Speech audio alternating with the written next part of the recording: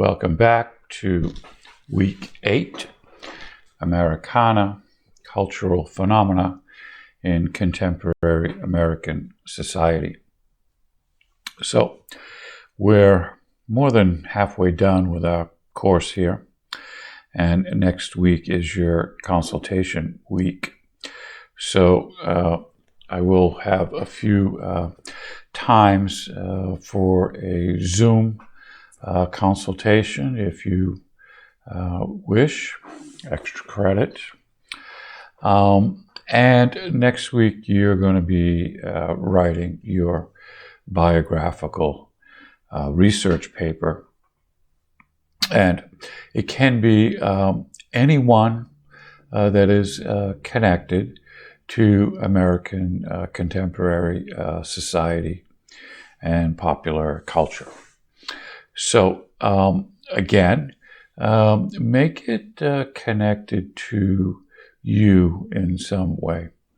Something you're interested in, something you want to do some further research in. It could dovetail a course that you're taking as well. Up to you. So, some of you have sent or provided some ideas of what direction you want to go in. So, as just make sure that you send me your top 3 choices, and we'll go from there. Okay, so today's lesson, we're going to be talking primarily about the 1980s and 90s. Now, this is the generation just before you were born. So, what you know today in terms of technology and computers and cell phones and all of those kind of music, all of those kinds of things, had its root and start back in the 80s and 90s. Everything connects. So we're going to talk, our first item is the video game called Pac-Man. And Pac-Man was a widespread critical and commercial success. And it has an enduring commercial and cultural legacy. The game is considered to be important and influential, and is commonly listed as one of the greatest video games of all time. The success of the game led to several sequels, merchandise, 2 television series, a hit single record. The Pac-Man video game franchise remains one of the highest grossing and best-selling game series of all time, generating more than $14 billion in revenue as of 2016 and $43 million in sales combined. The character of Pac-Man is the mascot and flagship icon of Bandai Namco Entertainment and has the highest brand awareness of any video game character in North America. The Pac-Man character and game series became an icon of video game culture during the 1980s, and a wide variety of Pac-Man merchandise has been marketed with the character's image, from t-shirts and toys to handheld video game imitations, and even a specially shaped pasta. General Mills manufactured a cereal by the name of Pac-Man, named in 1983. So that was the start, and these are the top 10 video games of 2021. Call of Duty, Black Ops, the Cold War, Call of Duty, Modern Warfare, Animal Crossings, New Horizons, Madden, NFL 21, Electronic Arts, Assassin's Creed, Valhalla, The Last of Us Part 2, The Ghost of Tsushima, Mario Kart 8, Super Mario 3D All-Stars, and the Final Fantasy VII remake. So that's where we started in 1980s, and this is where we are today in terms of the video game craze.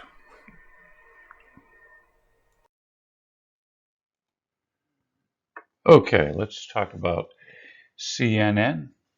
Cable News Network is a multinational news-based pay television channel headquartered in Atlanta, Georgia.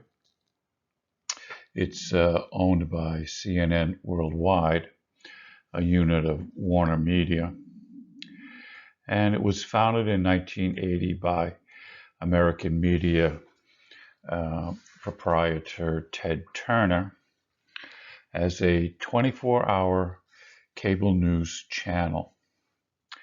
Upon its launch in 1980, CNN was the first television channel to provide 24-hour news coverage and was the first all-news television channel in the United States. CNN Airport is an American out-of-home television network owned and operated by AT&T. The service broadcasts general news, weather, stock market updates, entertainment, and travel content to airports across the United States. CNN announced on March 31st, 2021, that CNN Airport will cease operations due to reduced air travel during the COVID-19 pandemic and personal device accessibilities. So CNN started back in the 80s, and it's still a viable news network even today. Now, other news networks have followed the copy and become 24-hour news networks, but CNN was the first.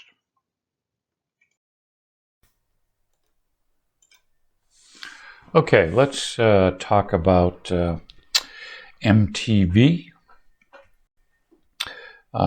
music television, is an American cable channel that launched in August 1981, based in New York City.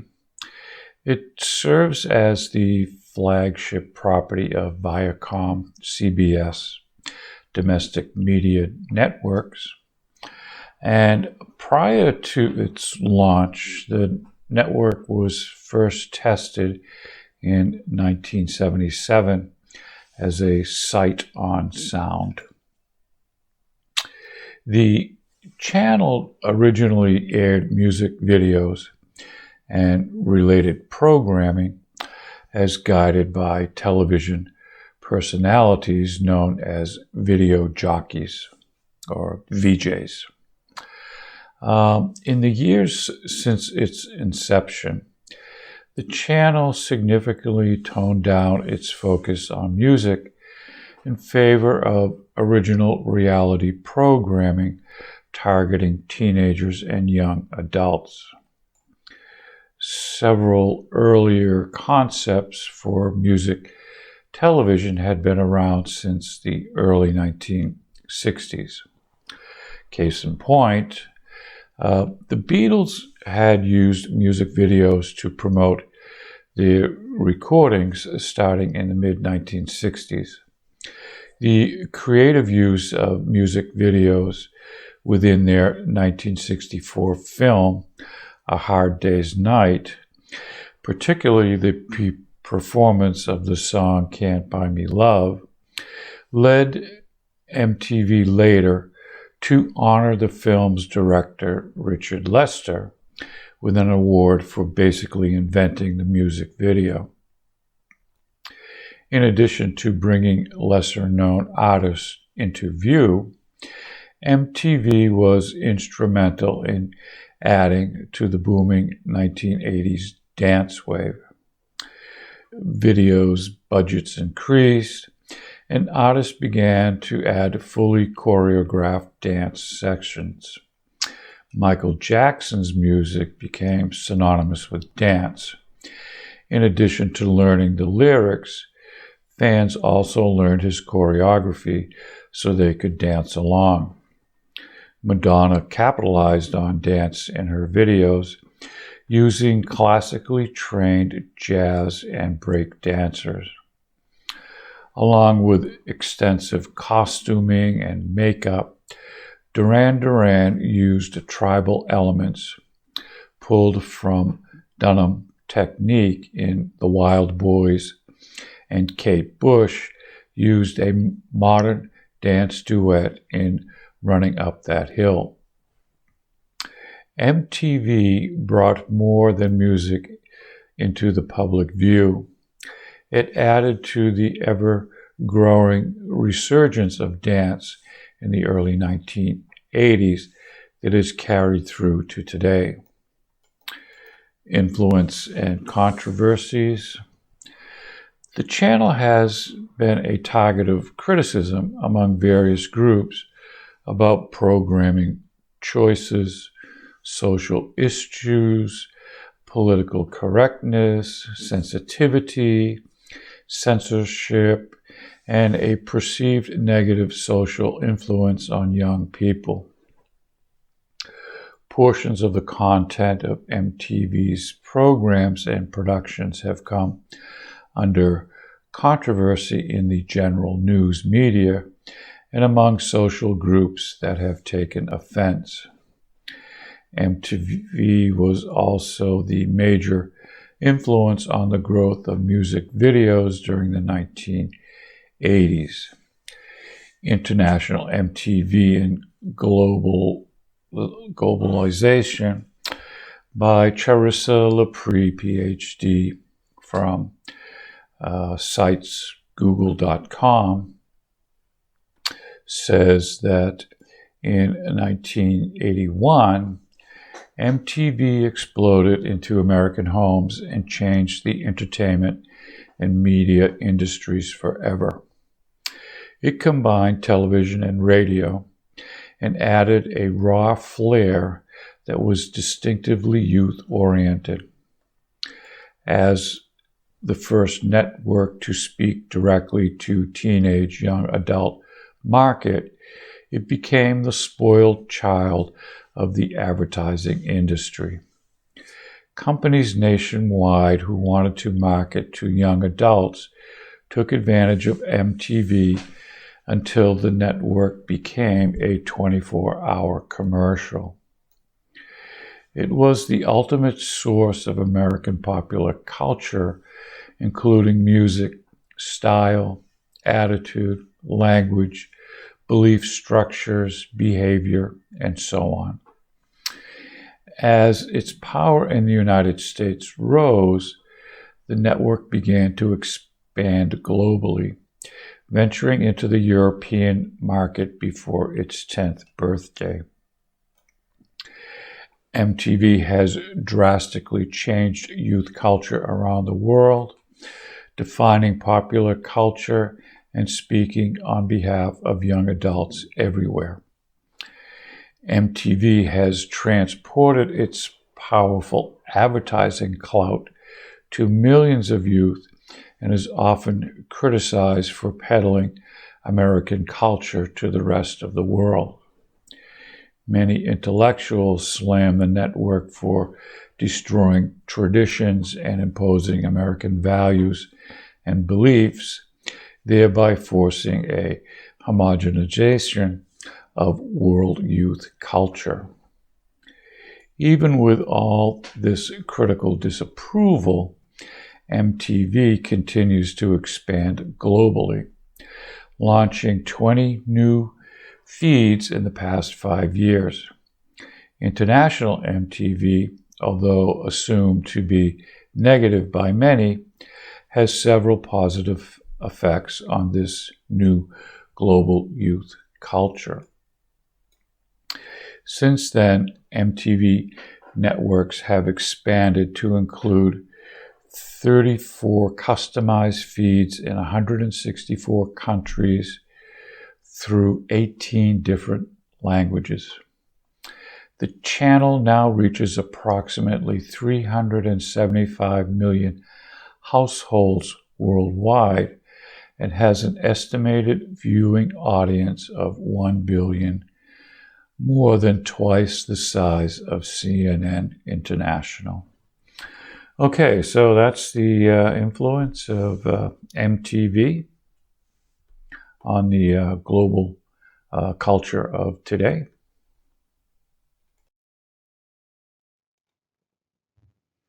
Okay, let's talk about Michael Jackson's Thriller album. Came out in November 1982 by Epic Records. Reunited with Off the Wall producer Quincy Jones, Michael Jackson was inspired to create an album where every song was a killer. With the ongoing backlash against disco, Jackson moved in a new musical direction, incorporating pop, post-disco, rock, and funk. Thriller foreshadows the contradictory themes of Jackson's personal life as he began using a motif of paranoia and darker themes. The album features a single guest appearance with Paul McCartney, becoming the first artist to be featured on one of Michael Jackson's albums. The recording took place from April to November 1982 at Westlake Recording Studios in Los Angeles, with a production budget of $750,000. With 32 million copies sold worldwide by the end of 1983, Thriller became the best-selling album of all time. It was the best-selling album worldwide of 1983 and was also the first album to become the best-selling in the United States for 2 years in 1983 and 1984. The album broke racial barriers in popular music, enabling Jackson's appearance on MTV and meeting with President Ronald Reagan at the White House. It was among the first to use music videos as promotional tools. The video for Billie Jean, Beat It, and Thriller are credited for transforming music videos into a serious art form. The album's success set the standard for the music industry with its songs, music videos, and promotion strategies, influencing artists, record labels, producers, marketers, and choreographers. The video Thriller was inspired by the movie American Werewolves in London.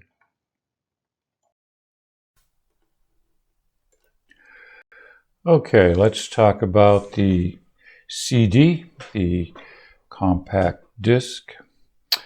How did the CD change the music industry? The compact disc was revolutionary for the music industry. It gave consumers access to more music of a higher quality and it helped artists build their fan base and become a successful part of the music industry. With CDs, artists were able to show us that music is more than notes and lyrics.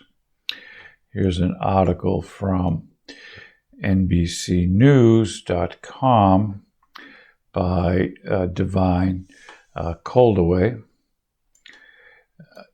It was on the BBC show Tomorrow's World in 1981 that the Bee Gees publicly demonstrated CD technology and a new album, Living Eyes, for the first time. Artists were excited about the format. The prospect of a high-quality, track-separated, non-degrading medium was enticing, though many were still skeptical of digital encoding.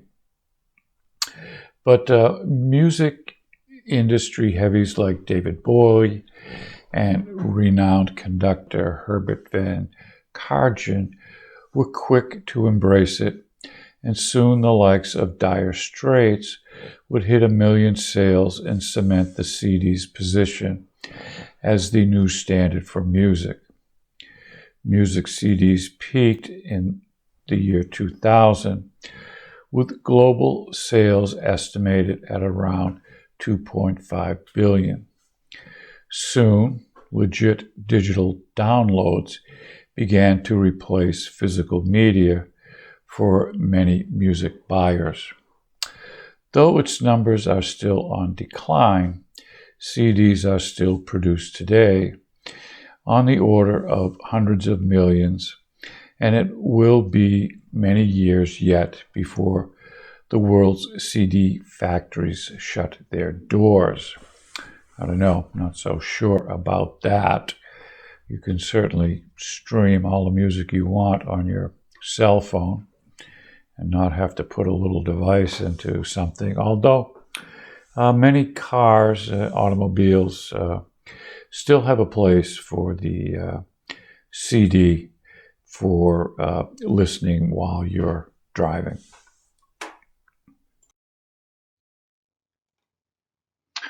Okay, let's talk about another musician that really changed things, and that was Madonna. The first album for 1985 is the debut studio album by American singer-songwriter Madonna, released on July 27, 1983 by Sire Records. After having established herself as a singer in downtown New York City, Madonna was signed by Sire president Seymour Stein due to the club's success of her debut single, Everybody, in 1982. She became the sole writer for most of the album's tracks and chose Reggie Lucas as its primary producer. Unhappy with Lucas's production outputs, she invited John Jellybean Bennett to complete the album, who remixed 3 tracks and produced Holiday. Madonna has an upbeat synthetic disco sound using new technology of the time, including the Linn drum machine, Moog bass, and Oberheimer OBX synthesizer. She sang in a bright, girlish timbre with lyrics about love and relationships. To promote the album, Madonna performed one-off gigs in clubs and on television in the United States and the United Kingdom throughout 1983 and 84, followed by the Virgin Tour in 1985. 5 singles were released, including the international top 10 hits, Holiday, Lucky Star, and Borderline. Their accompanying music videos were released on the Madonna video compilation, which became the best-selling video cassette of 1985 in the United States. Stephen Thomas Erlewine said that the album Madonna began her career as a disco diva in an area that did not have any such divas to speak of.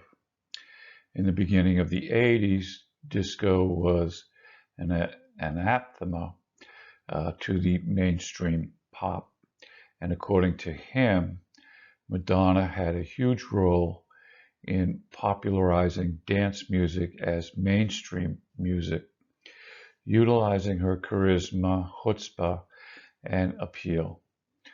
Erlewine claimed that Madonna launched dance pop and set the standard for the genre for the next 2 decades. According to biographer Andrew Morton, the album made Madonna a household name and was instrumental in introducing her star power. Martin Charles Strong, author of The Great Rock Discography, felt that the album's unprecedented dance pop and naive appeal served Madonna in establishing her base as an artist. Kyle Anderson from Entertainment Weekly commented, Madonna's sound and, of course, her look would be heavily copied for years to come. But Madonna heralded something much bigger, the arrival of the pop diva as a singular force who put personality above all else. She is the best-selling female rock artist of the 20th century.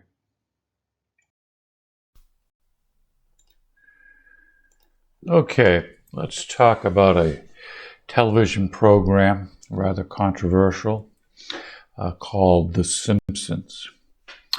And The Simpsons is an American animated sitcom created by Matt Groening for the Fox Broadcasting Company. The series is a satirical depiction of American life, epitomized by the Simpson family, which consists of Homer, Marge, Bart, Lisa, and Maggie. The show is set in a fictional town of Springfield. By the way, Springfield is probably one of the most town names throughout the country. And parodies of American culture and society, television, and the human condition. Since it debuted in December 1989, 695 episodes of The Simpsons have been broadcast. It is the longest-running animated American series, longest-running American sitcom, and the longest-running American scripted primetime television series, both in terms of seasons and the number of episodes. A feature-length film, The Simpsons Movie, was released in theaters worldwide in 2007 and grossed over $527 million. The series has also spawned numerous comic book series, video games, books, and other related media, as well as a billion-dollar merchandising industry. The Simpsons were renewed on February 2019 for a 31st and 32nd season. The former began airing September 2019 and concluded in May 2020. The latter will include the show's 700th episode. The Simpsons is a joint production by Grace Films and 20th Century Television. The Simpsons uses the standard setup of a situational comedy or sitcom as its premise. The series centers on a family and their life in a typical American town, serving as a satirical parody of middle-class American lifestyle. However, because of its animated nature, The Simpsons' scope is larger than that of a regular sitcom. The town of Springfield acts as a complete universe in which characters can explore the issues faced by modern society. Having Homer work in a nuclear power plant, the show can comment on the state of the environment. Though Bart and Lisa's days at Springfield Elementary School, the show's writers illustrate pressing or controversial issues in the field of education. The town features a vast array of media channels, from kids' television programming to local news, which enables the producers to make jokes about themselves and the entertainment industry. Some commenters say the show is political in nature and susceptible to left-wing bias. The show's humor turns on cultural references that cover a wide spectrum of society so that viewers from all generations can enjoy the show. Such references, for example, come from movies, television, music, literature, science, and history. The animators also regularly add jokes or sight gags into the show's background via humorous or bits of text in signs, newspapers, billboards, and elsewhere. So that's a little bit about our TV show, The Simpsons.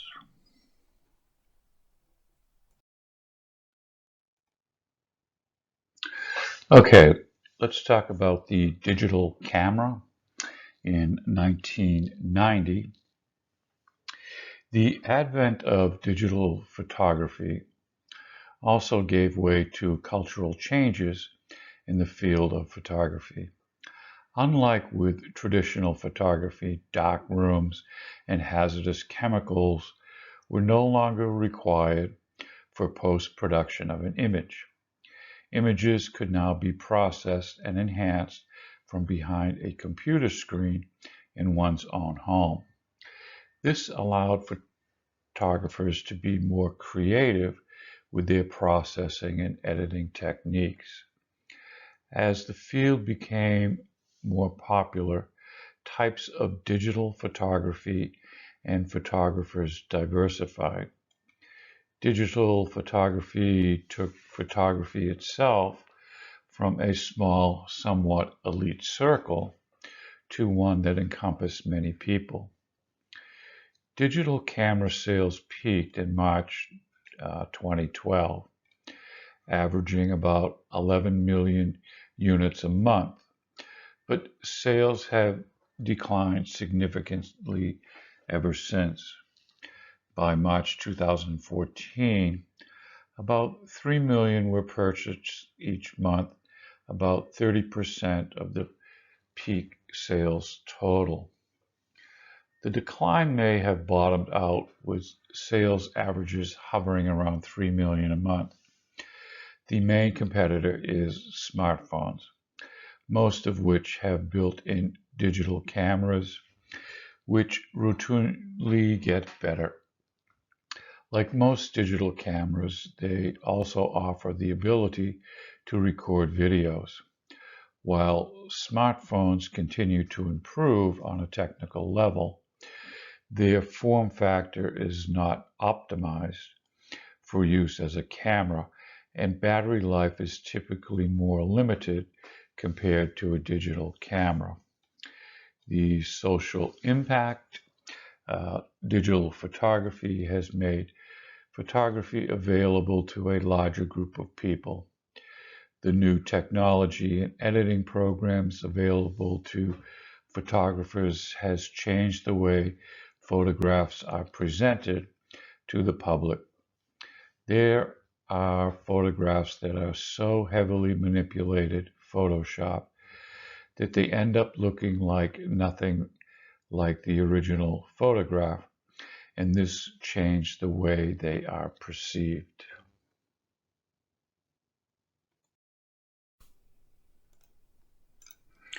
Okay, let's talk about the World Wide Web.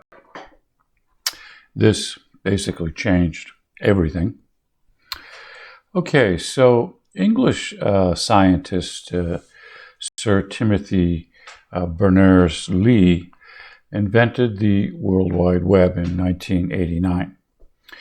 And he wrote the first web browser in 1990 while employed at CERN near Geneva, Switzerland. And CERN is that particle collider. The browser was released outside CERN to other research institutions starting in January 1991, and then to the general public in August of the same year. The web began to enter everyday use probably about 1993-94, when websites for general use started to become available. The World Wide Web has been central to the development of the information age and is the primary tool billions of people use to interact on the internet. The effects of the internet and globalization of popular culture and interpersonal communication from Open Library University of Maine, I think, EDU, says that in its name, World Wide Web, the internet has broken down communication barriers between cultures in a way that could only be dreamed of in earlier generations. Now, almost any news service across the globe can be accessed on the internet, and the various translation services available like Babelfish and Google Translate relatively understandable. In addition to the spread of American culture throughout the world, smaller countries are now able to cheaply export culture, news, entertainment, and even propaganda. The internet has been a key factor in driving globalization in recent years. Many jobs can now be outsourced entirely via the internet. We've seen that in the last year. Teams of software programmers in India can have a website up and running in very little time for far less money than it would take to hire American counterparts. TV, especially satellite TV, has been one of the primary ways for American entertainment to reach foreign shores. This trend has been going on for some time now. For example, the launch of MTV Arabia, American popular culture is and has been a crucial export. At the Eisenhower Fellowship Conference in Singapore in 2005, U.S. Ambassador Frank Levine gave a defense of American culture that differed somewhat from previous arguments. It would not be all Starbucks, MTV, or Baywatch, he said. because American culture is more diverse than that. Instead, he said that America is a nation of immigrants, and asked, when Mel Gibson or Jackie Chan came to the United States to produce a movie, whose culture is being exported? This idea of a truly globalized culture, one in which content can be distributed as easily as it can be received now, has the potential to be realized through the internet. While some political and social barriers still remain, from a technological standpoint, there is nothing to stop the two-way flow of information and culture across the globe. The internet has made pop culture transmission a two-way street. The power to influence popular culture no longer lies with the relative few with control over traditional forms of mass media. It is now available to the great mass of people with access to the internet.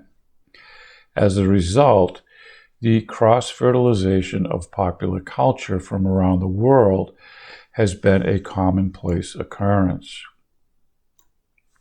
So that's a little bit about the influence of the World Wide Web on popular culture and globalization.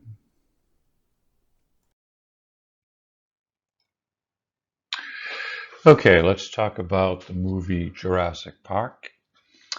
Jurassic Park is a 1993 American sci-fi adventure film directed by Steven Spielberg.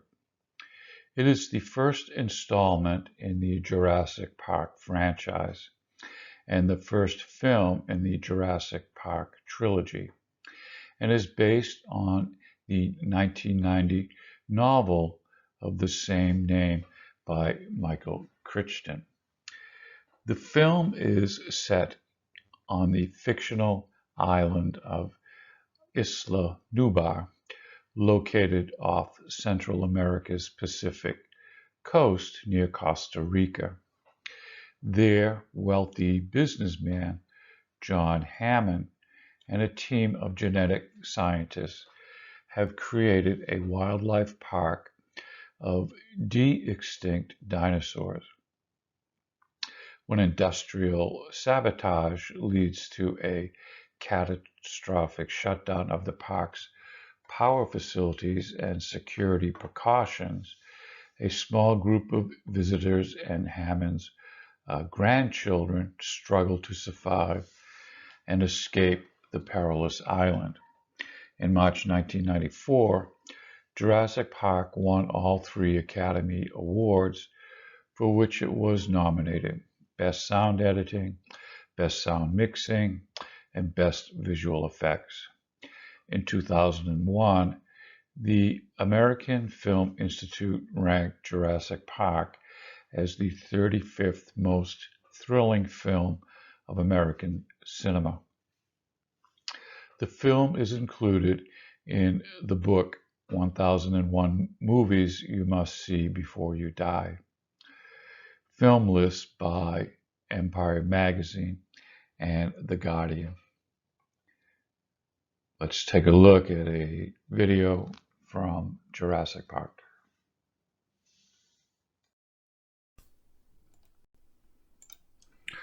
Okay, let's talk about Amazon.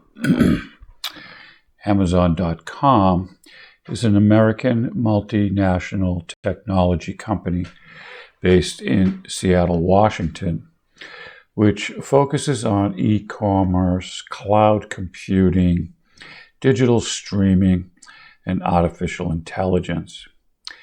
It is one of the big 5 companies in the U.S.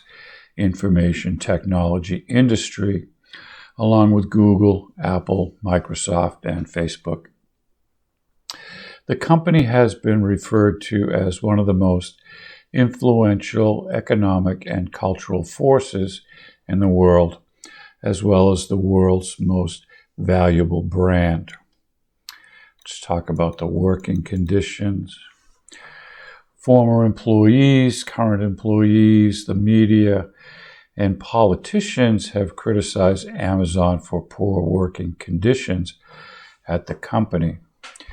In 2011, it was publicized that workers had to carry out tasks in 38 degrees C heat at the Pennsylvania warehouse. As a result of these inhumane conditions, employees became extremely uncomfortable and suffered from dehydration and collapse. Loading bay doors were not open to allow in fresh air because of concerns over theft.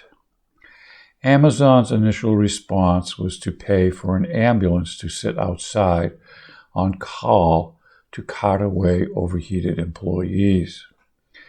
The company eventually installed air conditioning in the warehouse. How Amazon's retail revolution is changing the way we shop, by Nick Statt from TheVerge.com. A guide to all industries, product categories, and markets Amazon has dominated over the years. As it stands today, Amazon employs more than 500,000 people, more so than any other technology company in the country, and second only to Walmart in the U.S. But the eventual result of its investments into robotics and AI is that technology's biggest and fastest growing workforce could see that growth start to slow, and perhaps years down the line, even shrink as robots tackle ever more complicated tasks. The process, the company may develop robots for use outside its fulfillment centers. Amazon has already changed how we shop, and by extension, how we live our lives. Its next big step could be changing how we work. Okay, just a quick little blurb about Amazon.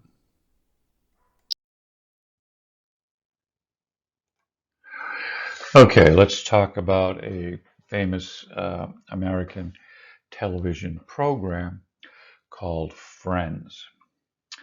Friends is an American television sitcom created by David Crane and Martha Kaufman, which aired on NBC from September 1994 to May 2004, lasting 10 seasons, with an ensemble cast starring Jennifer Aniston, Courtney Cox, Lisa Kudrow, Matt LeBlanc, Matthew Perry, and David Schwimmer.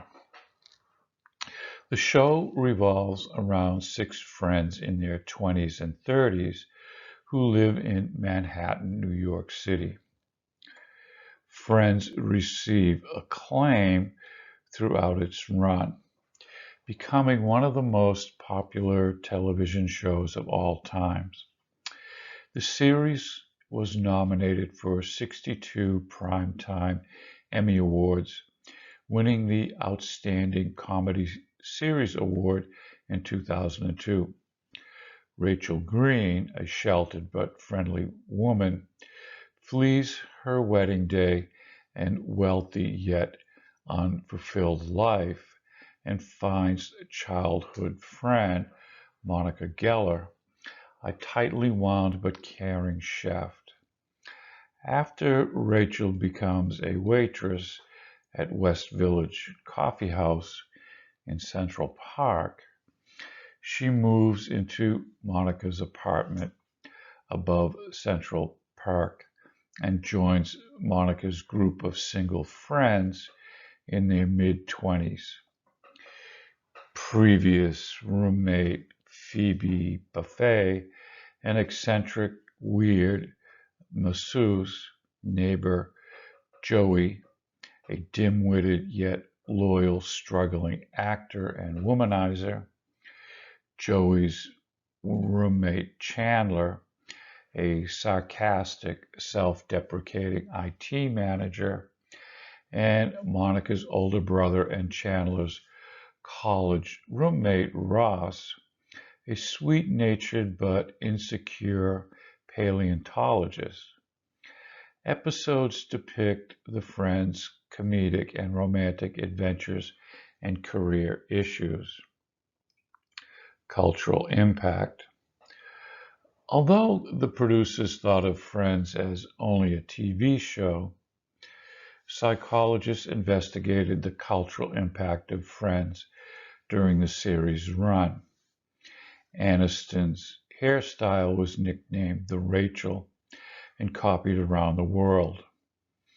Joey's catchphrase, "How you doing?" became a popular part of Western English slang, often used as a pickup line or when greeting friends. The series also influenced English language, according to a study by the University of Toronto that found that the characters used the emphasized word "so" to modify adjectives that often than any other intensifier.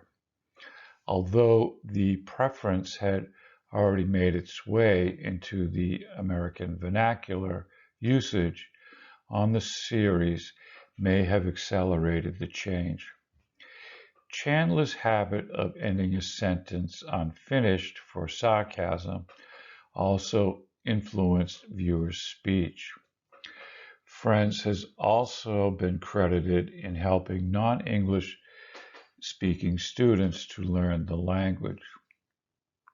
A 2012 poll by Kaplan International English Colleges found that a quarter, 26% of its students, cited the sitcom as the best show for helping them improve their English.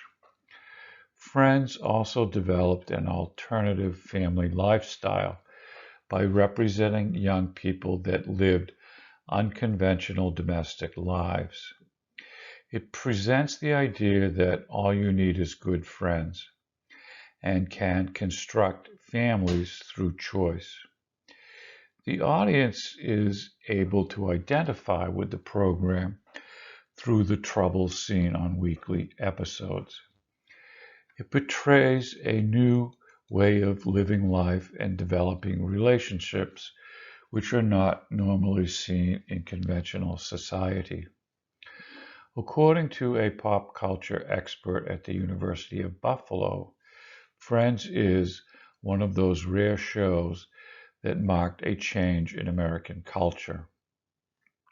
The images of youth and the roles they portray are better defined and represent a lifestyle that centers around creating and sustaining relationships between friends running their own lives and seeking help from each other.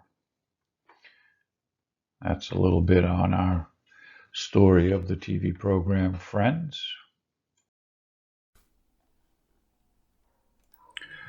Okay, let's talk about the cartoon movie, The Lion King. The Lion King is a 1994 American animated musical adventure film produced by Walt Disney Feature Animation and released by Walt Disney Pictures. It is the 32nd animated feature in the Walt Disney Animated Classics series. The story takes place in a kingdom of lions in Africa and was influenced by the biblical tales of Joseph and Moses and the Shakespearean play Hamlet. The film was produced during a period known as Disney's Renaissance. The use of computers helped the filmmakers present their vision in new ways, the most notable use of computer animation. In 2016, the film was selected for preservation in the United States National Film Registry by the Library of Congress as being culturally, historically, or aesthetically significant. It is, as of December 2019, the only Disney film to have been dubbed in Zulu, the only African language aside from Arabic to have been used for a feature-length Disney dub. Okay, just a quick little blurb on The Lion King. Okay, let's talk about Hotmail.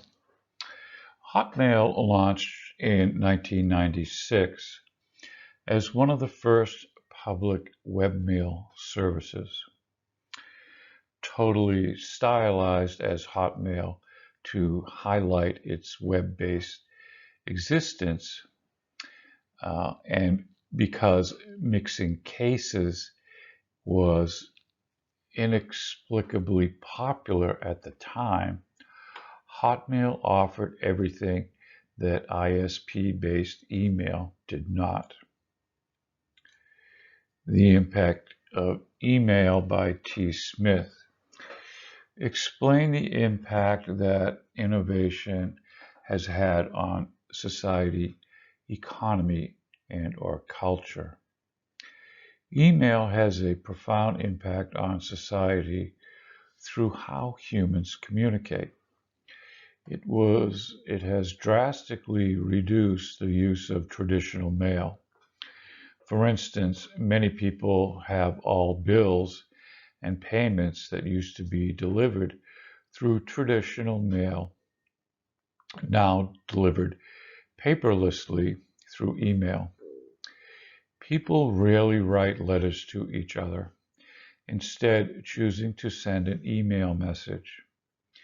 A 2013 study concluded that email has archived 92% replacement of written letters as a means of personal communication.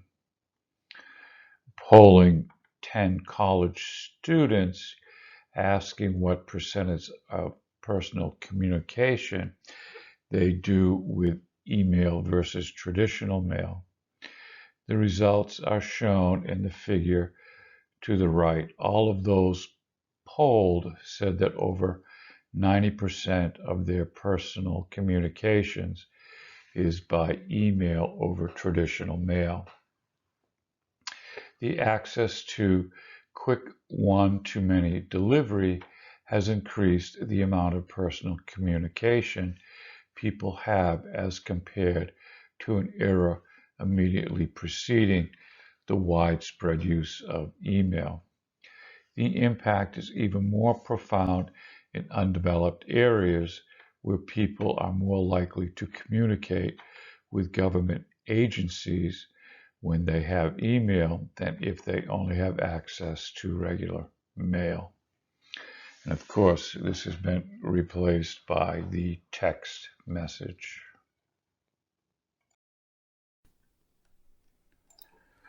Okay, let's talk about a dance craze called the Macarena. And this is from songfacts.com. Was originally released on a local label in Spain in 1993, where it did fairly well.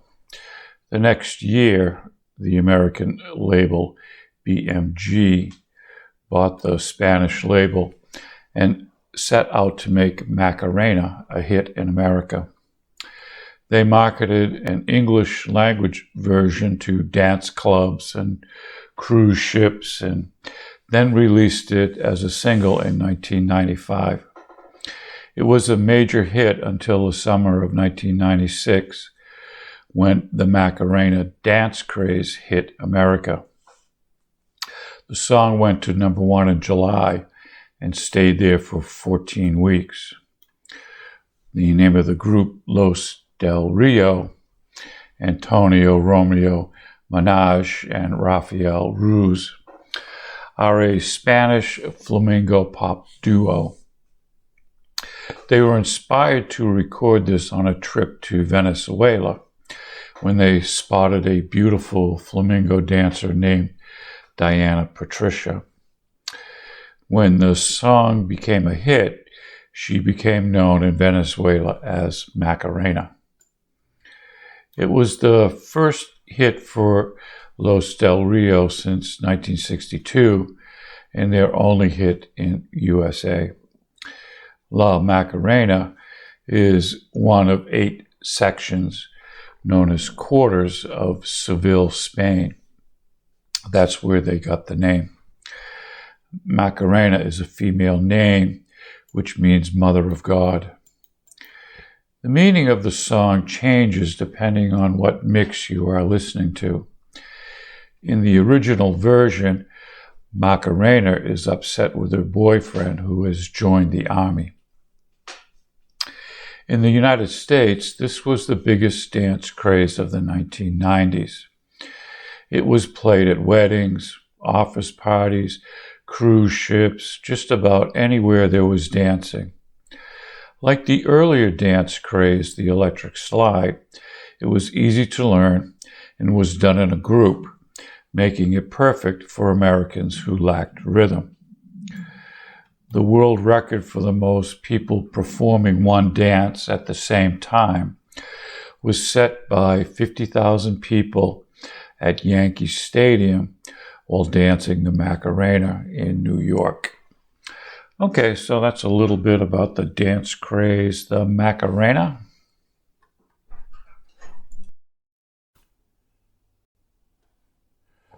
Okay, let's talk about a book series called Harry Potter. Since the release of the first novel, Harry Potter and the Philosopher's Stone, also known as Harry Potter and the Sorcerer's Stone in the United States, on June 26, 1997, the book has found immense popularity, positive reviews, and commercial success worldwide. They have attracted a wide adult audience as well as younger readers and are often considered cornerstones of modern young adult literature. As of February 2018, the books have sold more than 500 million copies worldwide, making them the best-selling books series in history, and have been translated into 80 languages. Fans of the series were so eager for the latest installment that bookstores around the world began holding events to coincide with the midnight release of the books, beginning with the 2000 publication of Harry Potter and the Goblet of Fire. The events, commonly featuring mock sorting, games, face painting, and other live entertainment, have achieved popularity with Potter fans and have been highly successful in attracting fans and selling books, with nearly 9 million of the 10.8 million initial print copies of Harry Potter and the Half-Blood Prince sold in the first 24 hours. Some lessons identified in the series include diversity, acceptance, political tolerance, and equity. Surveys of over 1,000 college students in the United States show that those who read the books were significantly different from those who had not. Readers of the series were found to be more tolerant, more opposed to violence and torture, less authoritarian, and less cynical. Although it is not known if this is a cause and effect relationship, there is a clear correlation, and it seems that Harry Potter's cultural impact may be stronger than just a fandom bond. Okay, that's a little quick intro to Harry Potter. not American, but certainly influenced American culture.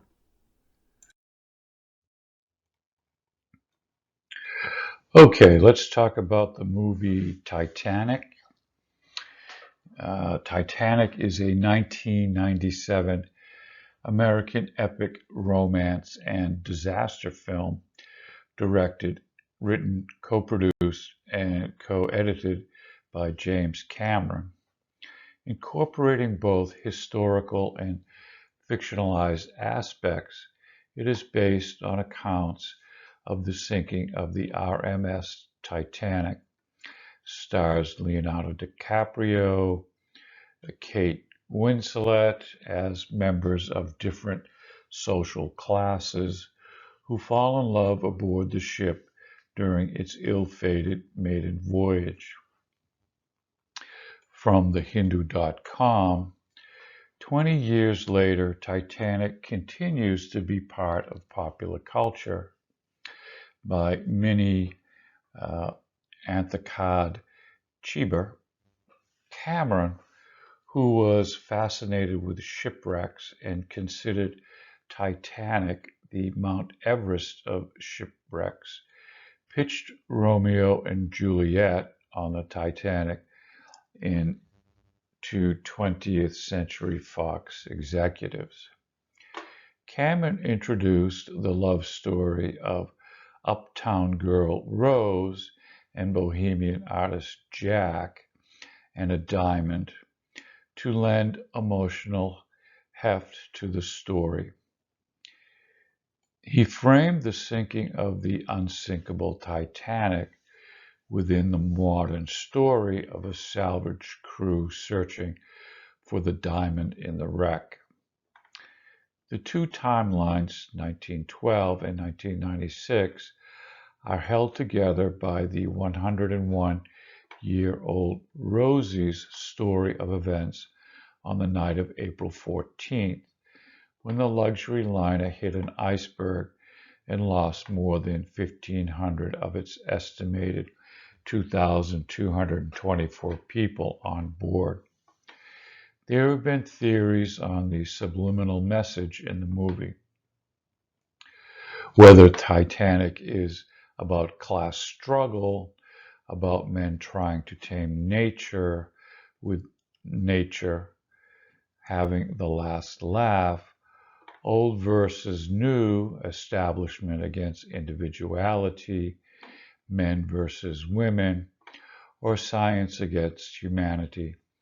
Titanic was a cultural phenomenon.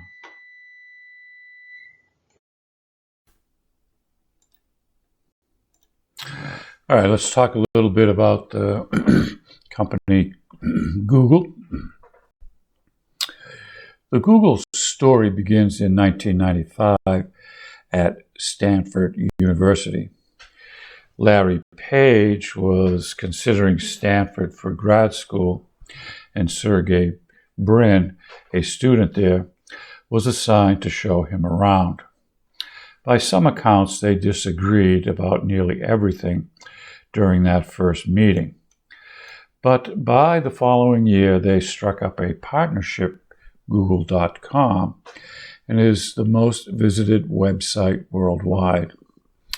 On Fortune magazine's list of best companies to work for, Google ranked first in 2007, 8, 12, and fourth in 2009, 2010. Google was also nominated in 2010 to be the world's most attractive employer to graduating students in the Universium Communications Talent Attraction Index. Yeah, if you're looking for a job, Google's hiring. Google's corporate philosophy includes principles such as, quote, you can make money without doing evil. Quote, you can be serious without a suit. Quote, work should be challenging and the challenge should be fun. Google it made it to the dictionary in 2006. It was first used on a TV program, Buffy and the Vampire Slayer, in the early 2000s. Okay, a real quick blurb about Google.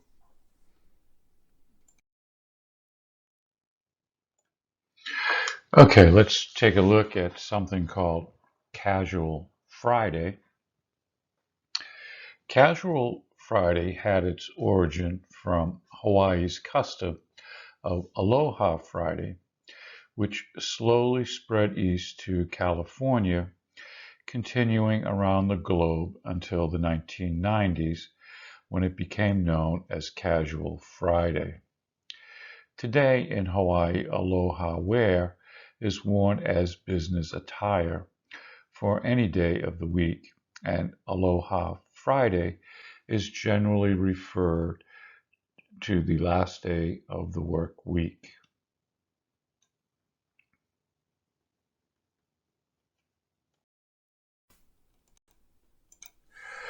Okay, let's talk about the movie The Matrix. The Matrix was praised by many critics as well as filmmakers and authors of science fiction, especially for its spectacular action scenes and its groundbreaking special effects. Some have described The Matrix as one of the best science fiction films of all time. Entertainment Weekly called The Matrix the most influential action movie of the generation. There have also been those, including philosopher William Irwin, who have suggested that the film explores significant philosophical and spiritual themes. The Matrix draws from and alludes to numerous cinematic and literary works and concepts from mythology, religion, philosophy, including ideas of Buddhism, Christianity, Gnosticism, Hinduism, and Judaism. So, just a real quick introduction to The Matrix.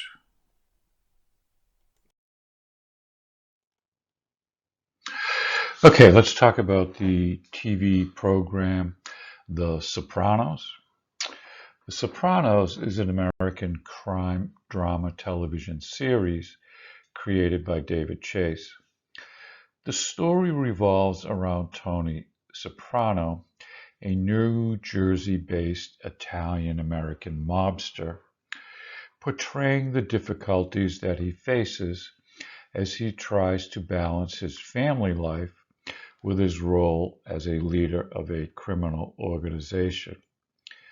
The Sopranos is widely regarded as one of the greatest television series of all time. The series won a multitude of awards, including Peabody Awards for its first 2 seasons, 21 Primetime Emmy Awards, and 5 Golden Globe Awards. It has been the subject of critical analysis, controversy, and parody, and has spawned books, a video game, soundtrack albums, and assorted merchandise. Several of the members of the show's crew and cast were largely unknown to the public, but have since had successful careers. In 2013, the Writers Guild of America named Sopranos the best written TV series of all time, while TV Guide ranked it the best television series of all time in 2016. The series ranked first in the Rolling Stone list of 100 greatest TV shows of all time.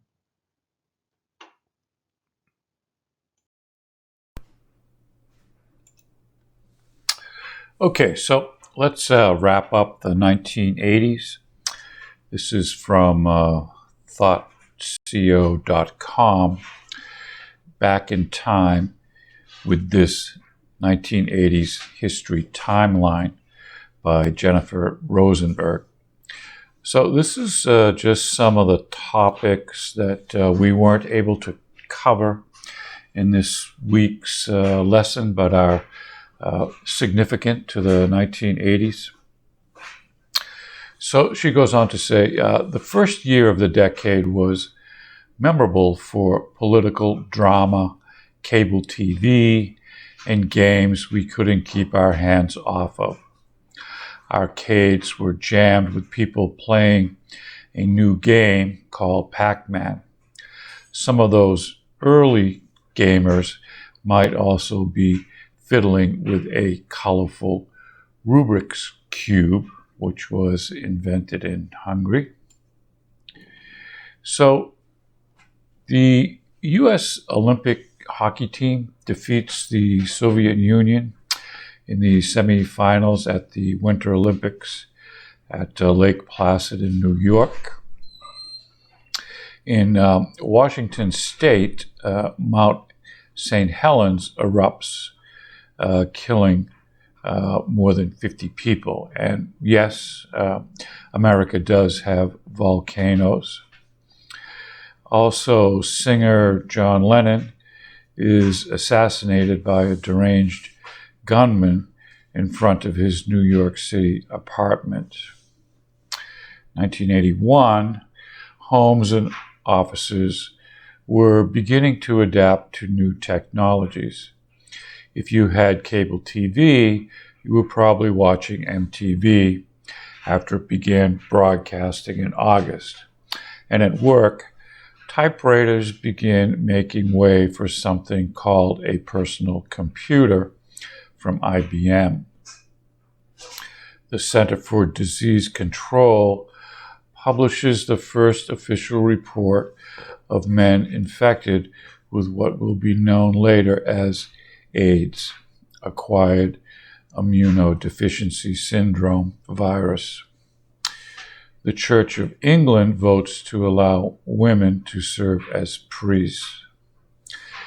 The big news in 1982 literally was the news when USA Today, with its colorful graphics and short articles, made headlines as the first nationwide newspaper. Director Steven Spielberg's E.T., the Extraterrestrial, opens and instantly becomes a blockbuster. Architect Maya Lin's Vietnam War Memorial is established in Washington, D.C. as a national monument. Sally Ride becomes the first American woman in space when she and 4 others are on board the second flight of the Space Shuttle Challenger.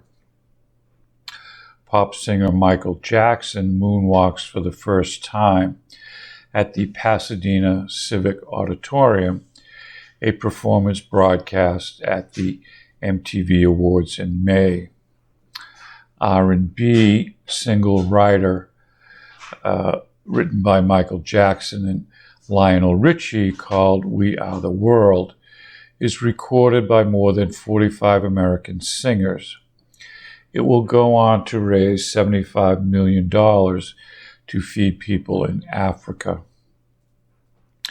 The movie Back to the Future, the first sci-fi trilogy about teenager Marty McFly, and a time-traveling DeLorean premieres and will become the highest-grossing film of the year. On its way for its 9th mission to space, the shuttle Challenger explodes over Cape Canaveral, killing all 7 astronauts on board, including the civilian social studies teacher, Krista McAuliffe. The deadliest nuclear power plant accident to date occurred outside the Ukrainian city of Chernobyl, scattering radioactive material across Europe.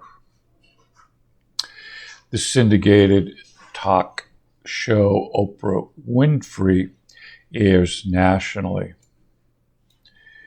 the first episode of Star Trek: The Next Generation, the second sequel to the original series, airs on independent stations throughout the U.S.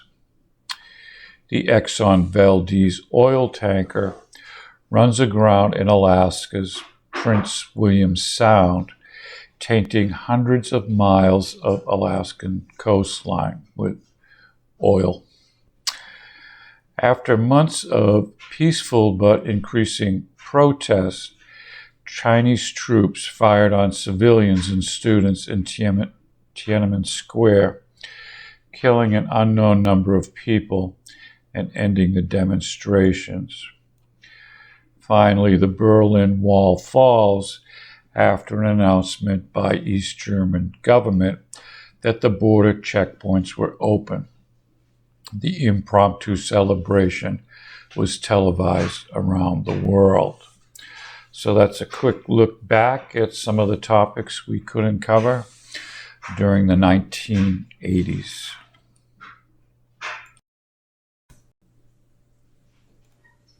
Okay, so let's take a look at the 1990s, timeline of the 1990s, and the last hurrah of the 20th century. Peace and prosperity, but also haunting tragedies, from thoughtco.com by Jennifer Rosenberg. The 1990s were a relatively peaceful time of prosperity. For most of the 90s, Bill Clinton was the president, the first baby boomer to live in the White House as commander-in-chief. The Berlin Wall, the prime symbol of the Cold War, fell in November 1989, and Germany was reunited in 1990 after 45 years of separation. The Cold War officially ended with the fall of the Soviet Union on Christmas Day 1991, and it seems as if a new era had dawned. The 1990s witnessed the deaths of super celebrities Princess Diana and JFK Jr., and the impeachment of Bill Clinton, which did not result in a conviction. In 1995, O.J. Simpson was found not guilty of the double murder of his ex-wife Nicole Brown Simpson and Ron Goldman, in what has been called the trial of the century. The decade closed with the sun coming up on a new millennium, January 1st, 2000. The 1990s began with the biggest art theft in the history at the Isabel Stewart Gardner Museum in Boston. Germany was reunited after 45 years of separation. South Africa's Nelson Mandela was freed. Lech Walesa became the first president of Poland, and the Hubble telescope was launched into space. 1991 began with Operation Desert Storm, also called the First Gulf War. The year went on to see the eruption of Mount Pinatubo in the Philippines that killed 800 people, and the airlift of 14,000 Jewish people from Ethiopia by Israel. Serial killer Jeffrey Dahmer was arrested, and South Africa repealed its apartheid laws. A Copper Age man was found frozen in a glacier. And on Christmas Day 1991, the Soviet Union collapsed, officially ending the Cold War that had begun in 1947, shortly after World War II ended. 1992 marked the beginning of the genocide in Bosnia and the devastating riots in Los Angeles after the verdict in the Rodney King trial, in which 3 Los Angeles police officers were acquitted in the beating of Rodney King. 1993, New York's World Trade Center was bombed, and the compound of the Branch Davidian cult in Waco, Texas, was raided by agents of the Bureau of Alcohol, Tobacco, and Firearms. During the gun battle that followed, 4 agents and 6 cult members died. The ATF agents were trying to arrest the leader of the cult, David Koresh, in connection with reports that the Davidians were stockpiling weapons. Nelson Mandela was elected president of South Africa in 1994 as genocide was occurring in another African nation, Rwanda. In Europe, the Channel Tunnel opened, connecting Britain and France. Many landmark events occurred in 1995. O.J. Simpson was found not guilty in the double murder of his ex-wife, Nicole Brown Simpson and Ron Goldman. The Alfred P. Murrow Federal Building in Oklahoma City was bombed by domestic terrorists, killing 168 people. There was a sarin gas attack in the Tokyo subway, and Israel, mostly good news, occurred in 1997. The first Harry Potter book hit the shelves. The Hale-Bopp comet became visible. Hong Kong returned to China after years as a British Crown colony. Pathfinder sent back images of Mars, and a younger Tiger Woods won the Masters golf tournament. The tragic news: Britain's Princess Diana died in a car crash in Paris. Israel's Prime Minister Yitzhak Rabin was assassinated. The euro made its debut as the European currency in 1999. The world was worried about the Y2K bug as the millennium turned, and Panama got the Panama Canal back. Tragedies not to be forgotten: JFK Jr. and his wife Carolyn Bessette and her sister Lauren Bessette died when the small plane Kennedy was piloting crashed into the Atlantic off Martha's Vineyard, and the killing spree at Columbine High School in Littleton, Colorado, took the lives of 15, including the 2 teenage shooters. So that's a quick wrap-up of some of the salient news events of the 1990s, which definitely influenced popular culture. So I think that's it for today. Thanks for watching. We'll see you again next week. Okay, bye.